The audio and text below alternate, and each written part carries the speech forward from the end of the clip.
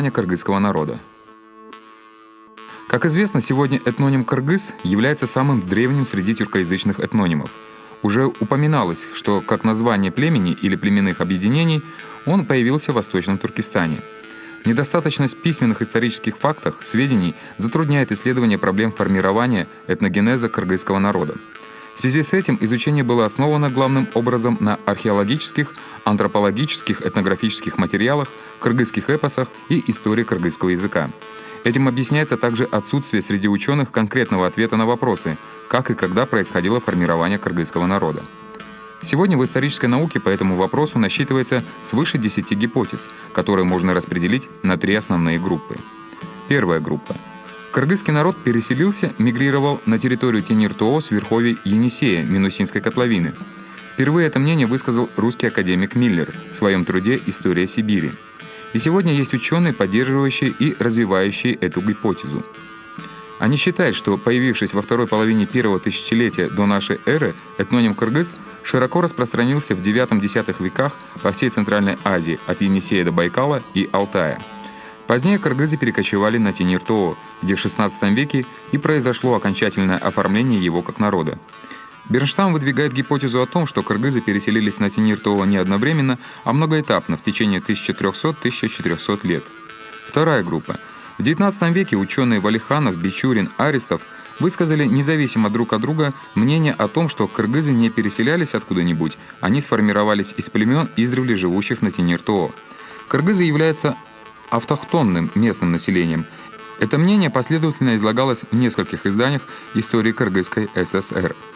Третья группа гипотез нашла широкое распространение в современной науке. В ее основу положены итоги специальной совместной научной сессии Академии наук СССР и Академии наук Кыргызской ССР, посвященной этногенезу кыргызского народа.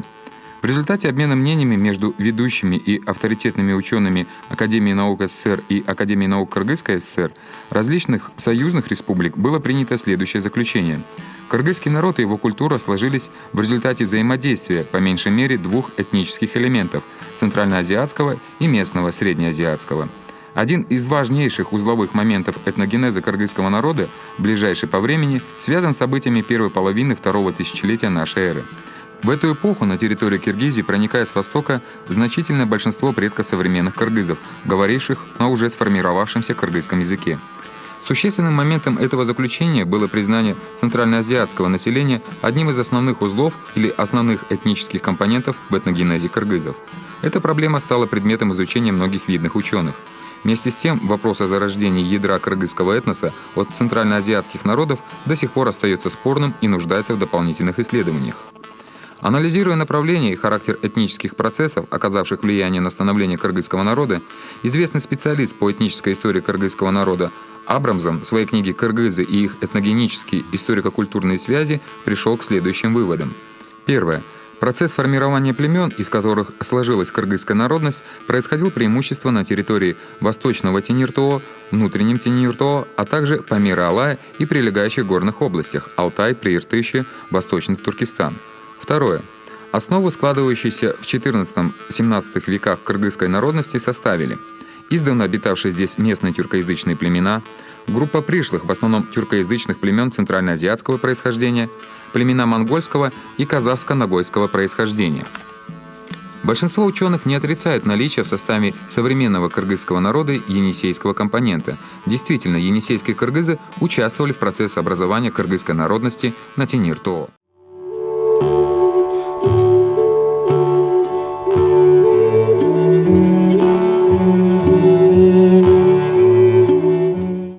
Роль Мухаммед-хана в консолидации кыргызов. В XV-XVIII веках кыргызы продолжили нелегкую борьбу за сохранение своей самостоятельности.